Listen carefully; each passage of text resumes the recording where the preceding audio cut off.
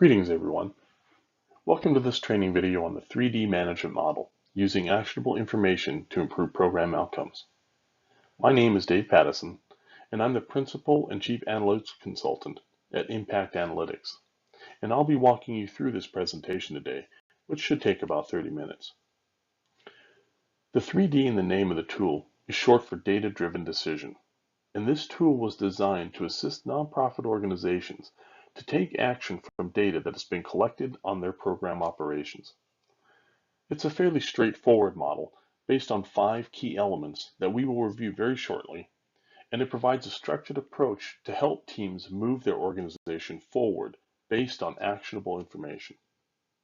I'm very excited to walk you through this management tool, and if you have any questions, please feel free to contact me via email, text, or phone.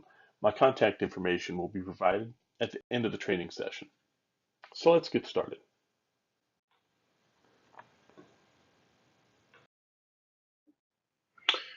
First, let's take a quick look at what we're going to be covering in today's training. First, I'm going to quickly review with you what I refer to as the 3 pillars of data analytics. I've also referred to these as the 3-legged stool of data analytics because each pillar or leg is needed for the stool to stand. If one leg is shorter than the other, then the stool is going to lean or it's going to wobble.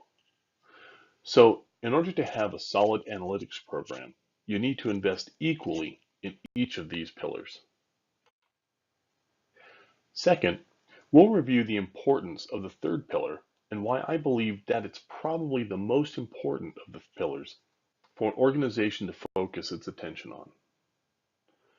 Next, I'll introduce you to the 3D management model, and we'll break it down to better understand how it supports management and organizational teams in making, acting on, and following up on decisions. And then finally, we'll walk through a couple of examples of how to use the tool with different scenarios and management decisions.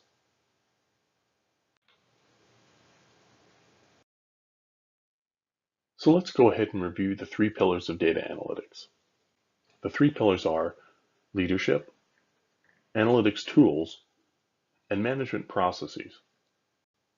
Again, I want to stress that each of these pillars is fundamental to a robust analytics program. And without any of them, your organization will not create a data-driven culture.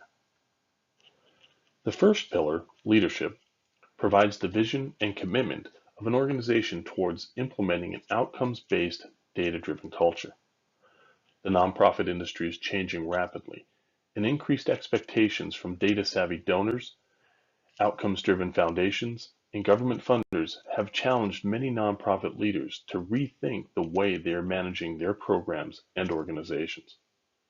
With the huge explosion of and accessibility to data, nonprofit organizations are now being held accountable for producing measurable results. Today's nonprofit leaders must embrace the new data norm and place a data-driven culture at the top of their strategic priorities. The second pillar is analytics tools. Simply stated, these are the technological tools and infrastructure required to aggregate, transform, and publish data in such a way as to generate actionable information as the end product. These tools include things like your CRM system or your program client database, any data warehouses that you may have, your data reporting and visualization applications, as well as the underlying network infrastructure. Whether it's on-premise, cloud-based, software as a service, or combination of those items. The third pillar is management processes. These are the structured procedures and practices that an organization uses in order to take the actionable information created from the tools of the second pillar and make decisions that facilitate change in program operations in order to increase the organization's impact on clients and communities it serves. This is where the real magic happens. This is where real change can occur that leads to measurable outcomes of the organization's mission. So, as you can see, each of the 3 pillars is critical to implementing a successful data analytics program.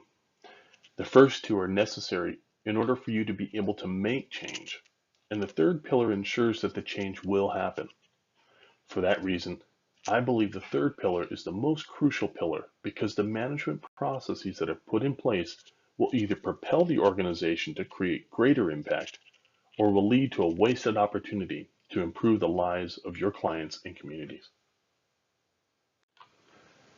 It's because of the significant importance of this pillar that we developed the 3D management model to assist organizations in the implementation of a standard process of data-driven change. The remainder of this training will be focused on introducing you to the model and how to use it for your organization.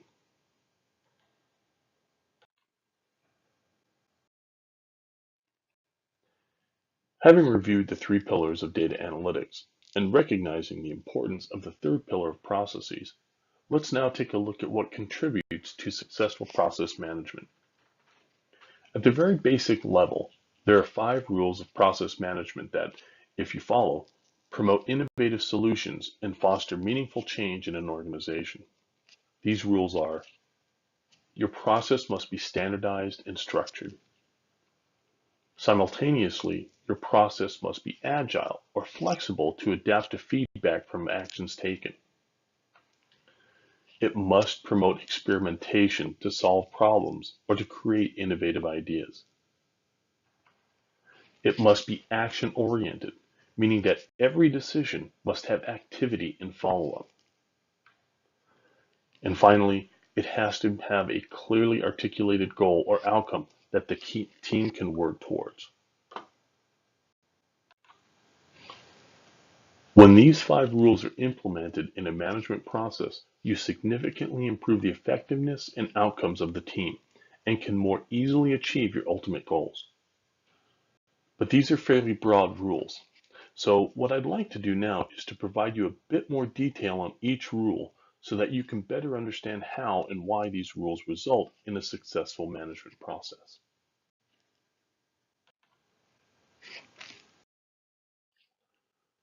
The first rule of successful process management is to create your process so that it is standardized and structured. In order for the process to be effective, it must become a normal, everyday characteristic of your organization. Taking action or having a propensity for action must become part of your organization's culture. It must become a habit of everyone on the team to naturally say, okay, what are the next action steps? Or what do we need to do next? Action must become your habit. There's a great book titled The Power of Habit by Charles Duhigg, which advances the idea that habits are formed by routine, which is basically creating standardization and structure around doing something. If you do something enough times, it eventually becomes habit. However, this is difficult in an organization where time and resources are constantly competing. But with the assistance of a formal tool and committed leadership, the management process routine can very quickly become a cultural habit.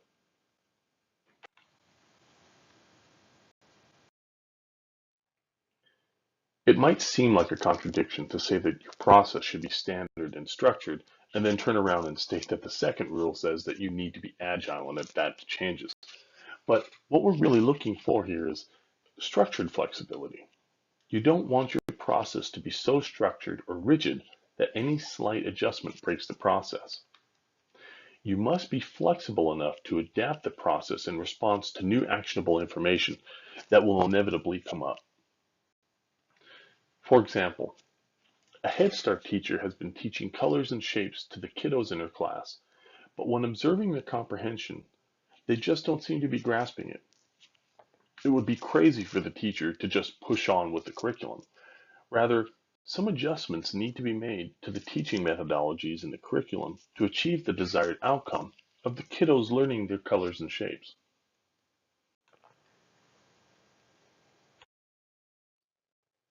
The third rule of successful process management is to promote experimentation to create innovative solutions to problems and ideas for improving impact. So how do we promote experimentation? Well, the first step is to hypothesize as to why something is happening. As you all remember from high school science class, a hypothesis is an educated guess as to why something is happening or not happening.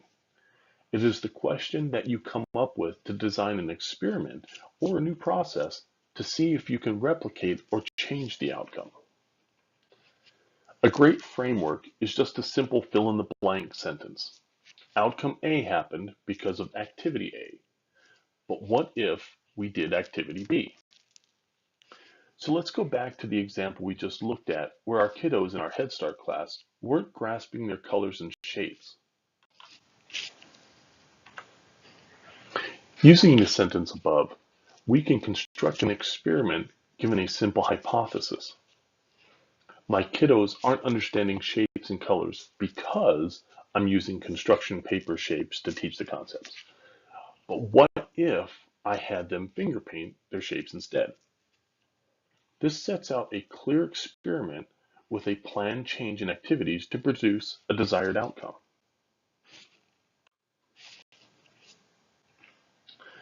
Again, hearkening back to our high school science class, we must document our experimentation so that we can provide evidence that we took action based on our observations. We will base all of our actions on actionable information derived from our data and analysis. It's also important to point out that this documentation will provide the Office of Head Start everything they need to see that you are using data to make decisions for your program. Documenting your experimentation and the results, either positive or negative, provides the opportunity to scale any outcomes that you produce. If something works in one classroom, you can then take the process and replicate it across your entire program using the process documentation.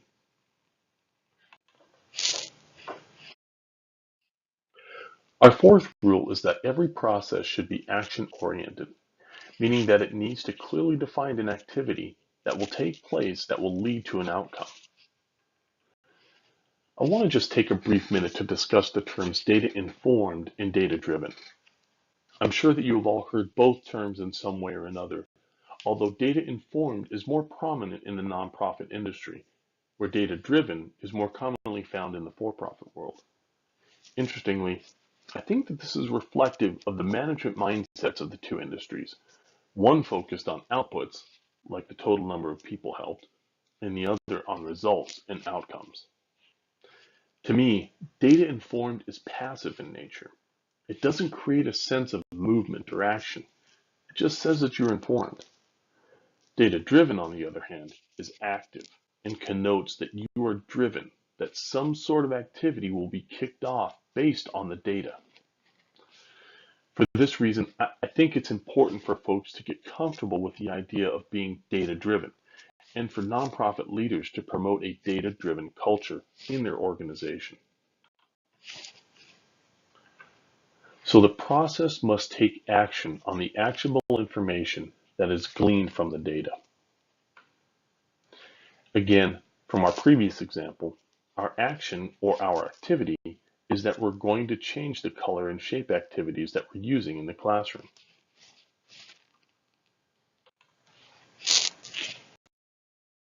Our fifth and final rule is that you must have a clearly defined target outcome that you want to achieve.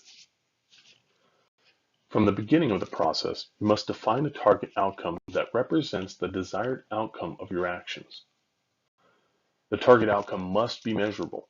So to be measurable, you will need to collect data from your actions. This can be done with your regular client management system, with surveys, or with new data collected. In any event, you want to define your measurable outcome first. Your actions and progress must be documented as evidence that confirms the effectiveness of the action or activity you engage in. In our example, we're going to document our process of implementing finger painting and record any observations that we make during the experimentation period, as well as any progress we see toward the target outcome. We will continue to document throughout the process, reviewing with the team on a regular basis until we can conclude that our original hypothesis yielded positive, negative, or no results. Remember too, any results that you generate from this process are good because they provide you with information that you did not have before, information that you can use to make future decisions.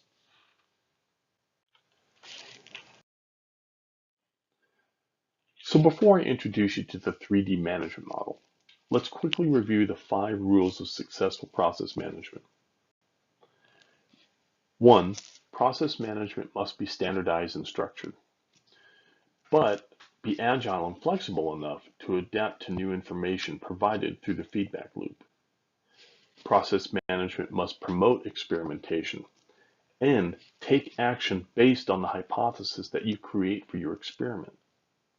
And finally, your management process and all your actions and activities must be focused on achieving a clearly defined target outcome. But that's so much to remember. If only there was a tool that you could use to help you with all of this. Well, the good news there is the 3D management model, and we'll take a look at it now. The 3D management model, or the data-driven decision management model, is the model that was developed in order to simplify all of the things that we just discussed into an easy-to-use tool for nonprofit managers to utilize when implementing change processes based on actionable information. This model is based on the fundamental elements we just reviewed. Those rules have provided the framework with which this model is designed and used. The tool that's been constructed provides a template that will assist managers and organizational teams in the practical application of the model. Finally, the process is one that provides a structured implementation of the tool through regular meetings and organizational communications.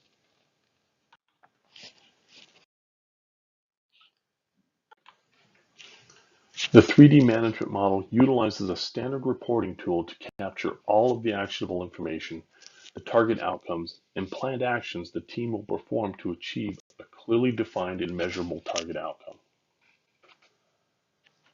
As part of the process, the team will look at the data and reporting tools frequently, and regular dashboard reviews will become an anchor event at every management and team meeting. Now, that doesn't mean that it's going to take another hour or so for your meetings.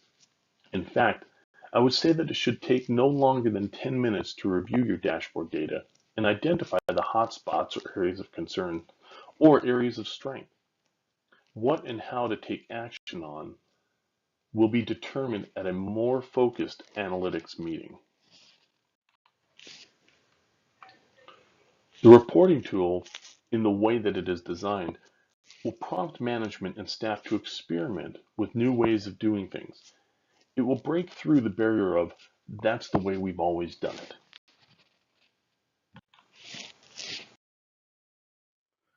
The model assists each team in clearly articulating the actions to be taken to achieve the target outcome and assigns specific team members to ensuring that tasks are completed and that the process is continuously moving forward. Finally, the model prompts the team to clearly define a target outcome and a target outcome metric. The difference is that a target outcome is the desired results based on the activity. For example, we wanted our kiddos to comprehend their colors and shapes. The target outcome metric ensures that whatever our outcome is, that it's measurable. Again, from our example, we can track or measure the color and shape comprehension of the kiddos as a total percentage of the class. So let's now take a look at the actual 3D management model tool. So here's the 3D management model tool. It's simply an Excel document that has been designed to aggregate all of the information in such a way as to promote fidelity to the 5 rules of process management. In the first area, we list the organizational team and all of the team members that will participate. This can be as little as 2 and as large as you'd like. However, I would recommend that your process management teams be kept fairly small, perhaps a maximum of 5 members. And they also need to be given the authority to take planned actions to achieve the desired outcome.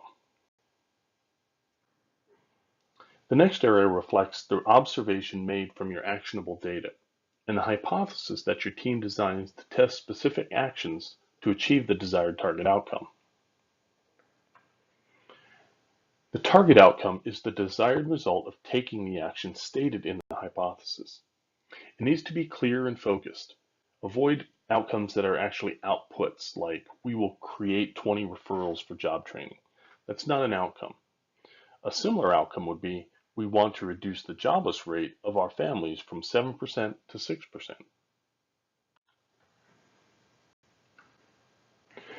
The target outcome metric is the thing that you'll actually be measuring to quantify your results. In the example we just discussed, our target outcome metric would be the jobless rate of families in our program. From the hypothesis that we developed above, we will define the specific actions that the team will take in order to achieve the target metric. We then need to clarify or clearly define our target metric goal. So if our target outcome metric was the jobless rate of our families in our program, our target metric goal would be 6%, reduced from 7%. We also need to identify the time frame in which we want to achieve that goal. I'd say that the larger initiatives are going to take longer, and many times you'll have to allow 3 to 6 months for there to be a real measurable difference. Once we've defined our target metric goal, then we'll track our progress over an appropriate period of time. The model's been set up to track over 4 quarters or 1 year, because really if you haven't seen any change in a year, you actually have your results and probably need to create another hypothesis. The champion is the person ultimately responsible for ensuring that the process keeps moving. This person or persons are not necessarily responsible for performing all of the actions, but may perform some of the actions while making sure that all the defined activity takes place.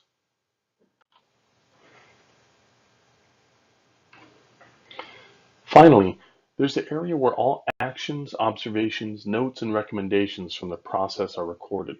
This is the documentation that provides the evidence that the management process is actually taking place.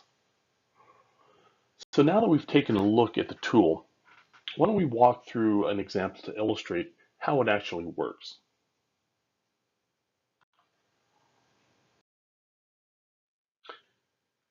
Let's continue with our example from before regarding kiddos not grasping their colors and shapes. So for this problem, we're going to assign the operations and content team to oversee this process.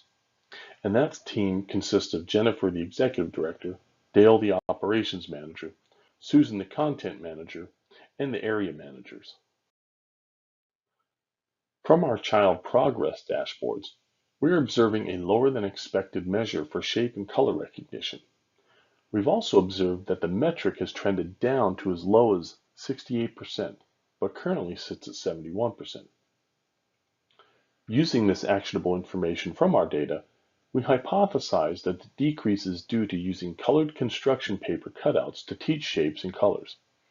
What if we used more active learning through finger painting? So our target outcome is improved color and shape recognition. Note that we didn't say that we're going to have all of our kids finger paint. That's an output, not an outcome. Given that color shape recognition is our target outcome, then our target outcome metric should be something that measures color shape recognition, like color shape recognition rate for the class. We then define the specific activity that we will use to affect the target outcome. In this case, teachers will employ finger painting activities with pre-cut shapes. The team has decided that a reasonable target metric goal would be to achieve a 95% color shape recognition for the class. So we begin documenting our activities through the process, with each member recording their own observations and comments. These comments are open to everyone on the team, as the tool is designed to promote team collaboration and accountability. We also track our progress toward the target metric goal on a quarterly basis, again making comments and recommendations based on the progress until we achieve our target metric goal. At this point, we may wish to continue monitoring, but the 3D management process has been completed. You now move on to another project or improvement. I want to take just a quick minute here to give you my recommendation that you only have 2 to 3 management improvement processes active at one time.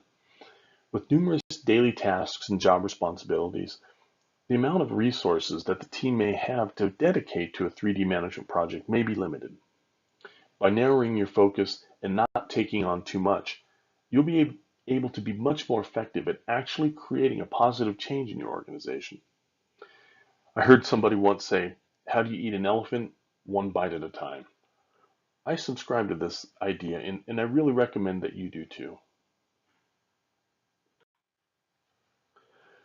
So now that we've looked at an example, let's discuss the process of reviewing our data and reporting tools.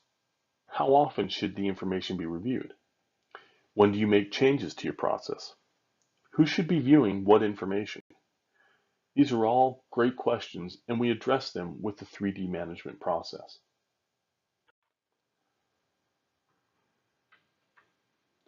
Starting from the top, you will want your executive director, program management, and key staff to meet annually to define your program outcomes and operational performance goals for the year. Using the 3D management tool, you can create your strategic goals for the coming year.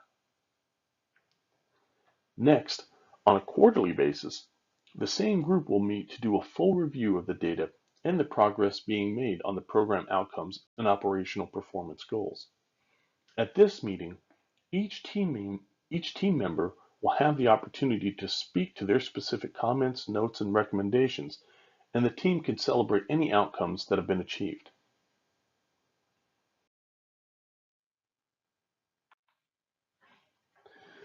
On a monthly basis, program management and key staff will review the data and progress toward the goals. They will provide comments, observations, and recommendations on corrective actions. It's important to note that no changes or adjustments to the process are actually made on a monthly basis, unless of course it's a health or safety issue. But recommendations for adjustments or corrections are documented. Finally, on a weekly or daily basis, key staff monitor the data for progress and make notes and comments as necessary. These reviews should be shared with frontline staff and incorporated into regular staff and management meetings.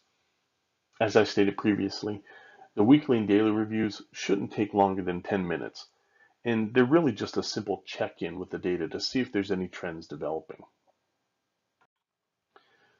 The last thing I'll say about the process is that transparency is very important. The data, reporting, and 3D management tools should be shared with as many in the organization as can reasonably be accommodated.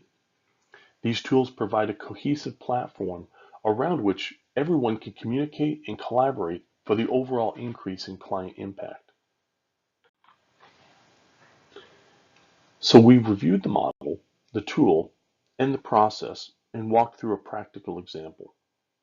What I'd like to do now is go through a couple more examples that will help solidify the information that we've covered so far.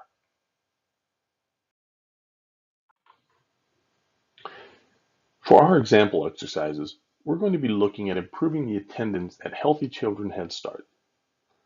Our first example is a very basic exercise that shows us that the 3D management tool can be used to make data collection process improvements that will enhance the overall ability of the organization to collect better data. The second example will build on the first.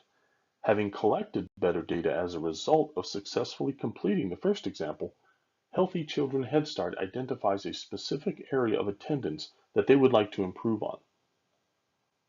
So let's get started by reviewing the attendance dashboard from Healthy Children Head Start. So here's the attendance dashboard for Healthy Children. After reviewing the dashboard, the leadership team noticed that the overall average daily attendance was below their stated goal of 95%. They also quickly recognized that the large percentages for sick and transportation absences were the primary drivers behind the lower overall attendance rate. However, these two categories did not provide much detail as to what sick means or what qualifies as a transportation problem. They decided that they needed to collect more data before they could make any programmatic changes to target the overall outcome of improving the average daily attendance.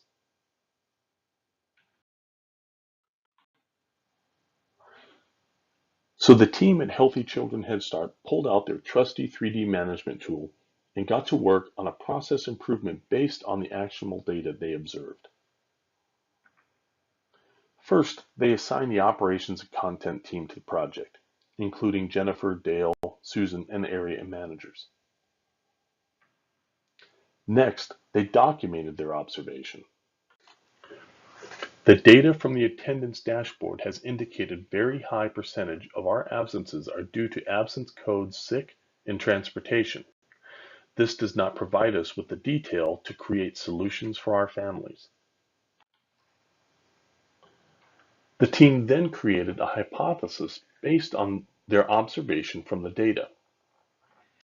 We do not capture this level of detail in our system, but we could. What if we collected more detailed information about what sick and transportation means by adding those data fields in Child Plus and training the teachers to collect the information? The team then defined their target outcome. New data collection process providing detail to absences, and defined their target metric as the successful implementation rate. The next thing the team did was to clearly state the activity that they would employ to achieve the target outcome.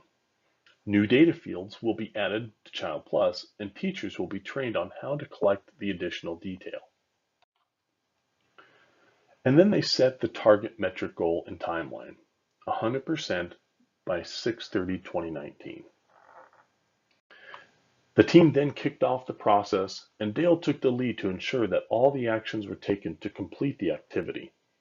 Along the way, Dale was diligent about entering his comments, notes, and recommendations into the tool so that the entire team could monitor the progress of the project.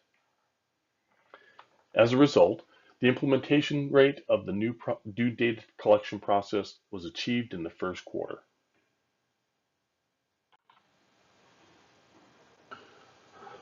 So now that the more detailed data is being collected on the dashboard, the team at Healthy Children wanted to improve their average daily attendance by focusing in on specific areas of transportation. So they kicked off a new project.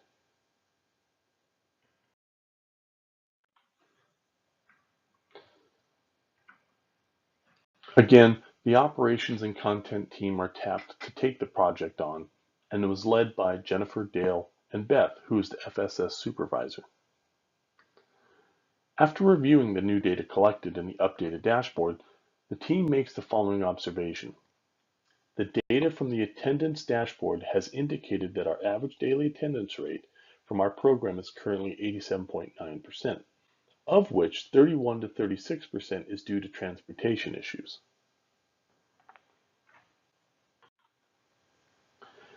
Given that observation, the team comes up with a hypothesis and their what-if statement.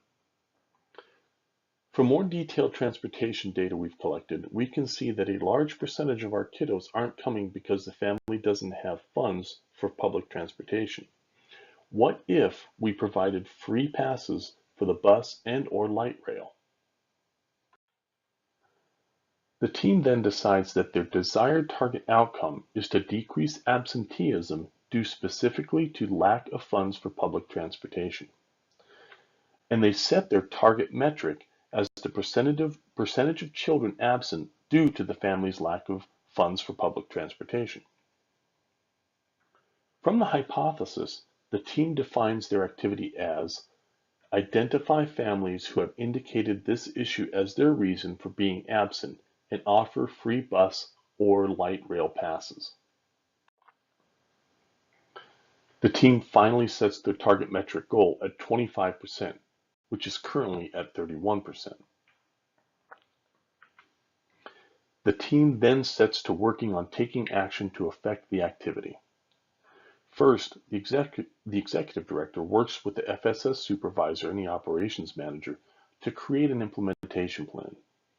Dale then works to get the bus passes purchased, and Beth then works with the families to distribute the passes.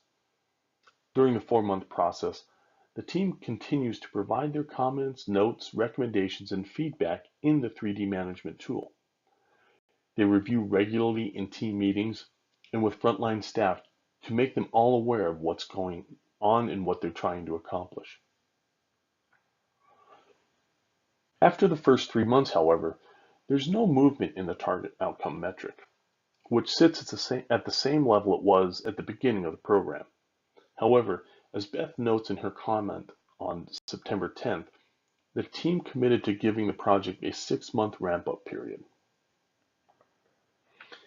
And after 6 months, the team sees a positive trend developing with a substantial decrease in the target outcome metric and an improvement in the overall average daily attendance. Because the target metric goal still has not been met, the team will continue to work the project, documenting their progress all the way through completion. Having walked through these last two examples, you should have a pretty good understanding of how the model works. You can see how the model and the tool have been designed to simplify the data-driven decision process so that organizations can hit the ground running when it comes to implementing a successful data analytics program.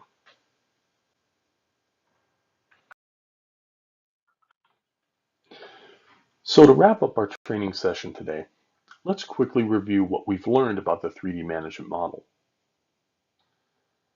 First, the model is based on 5 fundamental principles of good process management, those being the process must be standardized and structured, the process must be agile to respond to changing feedback, the process must promote experimentation to create innovative solutions and ideas, the process must be action-oriented, and the process must focus its efforts on achieving a clearly defined target outcome. Second, the tool has been constructed in order to assist managers and organizational teams in the practical application of the model. And finally, the model is one that provides a structured implementation through regular meetings and organizational communication. And with that, I want to thank you for taking the time to review this training on the 3D management model. If you ever have any questions at any time, please feel free to reach out and contact me at the email or number listed on the screen. Thanks again, and good luck on your data analytics program and using data to improve your organization's impact on the clients and communities that you serve.